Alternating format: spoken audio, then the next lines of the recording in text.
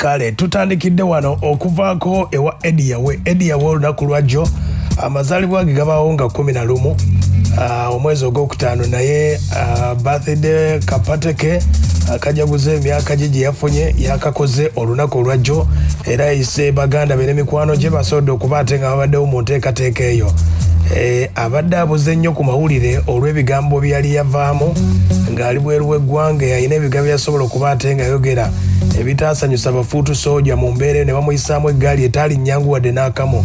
Eddie Yawe ayogeddeko bw'ati nga ajaguza amazaalibwa ge agamba tebibadde byangu naye ate abafamire bamuyambyeko nnyo. Muzzukulu wange mbadde nsaba mwekubireko ku bugalo ndi musanyufu nnyo n'okukirawo bassebo ne bannyabo. Wabaddewo enjega emabegakaawo nga nina okulondako mu families sitaani aleeta okusibwa okubonaabona n'okufa ate mukama aleeta essanyu. So nzikiriza nti pasita nga basusa okusaba mukama waali wano era nsanyusa okubanga muze bassebo ne bannyabo. Neebaliza ddala baganda bange bano ffene mu family ewaffe twakula tuli bannabyabufuzi ng'abalala bazaalibwa nga bazaaliddwa mu ddiini ya bukatuliki oba ya busiraamu oba nga babajja amaato. Ffe family yaffe yali abayeekera era twakula jjajja muyeekera nga taata muyeekera era taata bwe yalinga awo abayeekera emmere nga maama atugamba mujja kuvuga obugaali nga gavumenti ekyuse ewaawo tetwabuvuga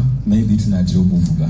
Kale ye Eddie Yawe oyo ng'ayogera ng'ajaguza amazaalibwa ge alina byasuubiza abafamire wulira. Nsanyusa nnyo baganda bange mwenna okuba nga tukyali together and I promise you we shall die together. Taata waffe yali musajja mwaŋŋuli yazamba maaba njawulo tuli 34 so tulina baganda baffe ab'eggomba nabo tuli mu mwoyo gwe gumu. Tulina baganda baffe abali wano e Kampala. Ku baganda baffe 11 muganda waffe Julius taliiwo wano ali mu America, Irene Kayemba taliiwo ne Robert Kyagulanyi Mitembo president naye takola ki taliiwo tebasobodde kubaawo naye nga babadde mu mwoyo gwe gumu. Mwebale kujja bassebo ne bannyabo mwebale kutwagala Kale ku lunaku lwe ng'ajaguza amazaalibwa ge atubuulidde ku lugendo lwe embeera teyali nnyangu wadde baasimatuka entalo wulira. Tuna ne baganda baffe abamu be twali tumanyi nti bafiiridde, twali tumanyi nti nno Kyagulanyi yafiirayo n'akomawo, twali tumanyi nti Nyanzi yakola ki yafiirayo n'akomawo. So mukama tulabika tetufaafa tutyo alina kyatuteekedde kinene. Tulina ebizibu bingi nga famire nga ne mu bibiina ebyammwe tukayana bangi ategeka nnyo ennyama eyo oluusi n'atatuyita netuyomba olw'ekyo alina ennyama gyatera okutegeka alina ennyama yabakatuli gyatera okutegeka naye olutalo lutera kuba nnyo bitwini himu ne Sulubada ebyo tubikayanira. Twazaliwa mu tugaba n'ettaka Nyanzi ayagala nnyo ettaka naye oyinza okwesanga nga taasemeddewo era ne tukayana. Pawulo n'atuuma amannya nga temutatumye omuyawe era netukola ki netukayana.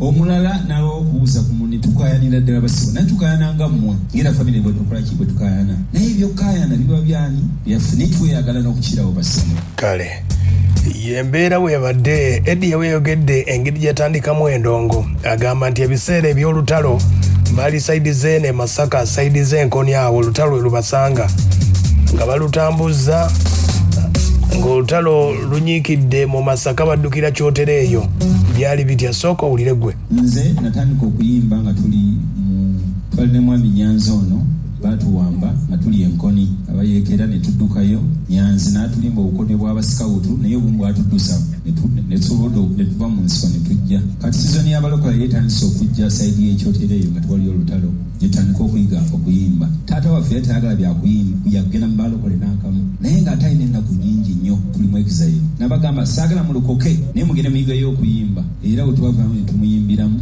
n'atukkiriza okuba nga tusobola okugenda okumanya Mukama at the same time n'okuyimba. Twatandika ne Nyanzi ono but along the windows ebyuma bye ne babibba eddoboozi yali aliyina ddala.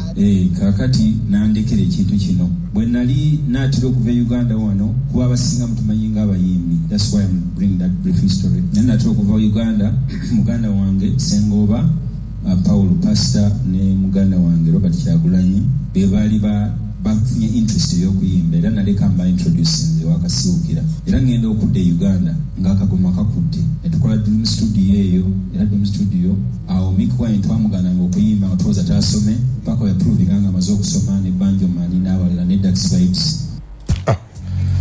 Eddie Yawenga anyumya ku lugendo lw'endongo agamba lutandikira Masaka era ebyafaayo bingi nnyo.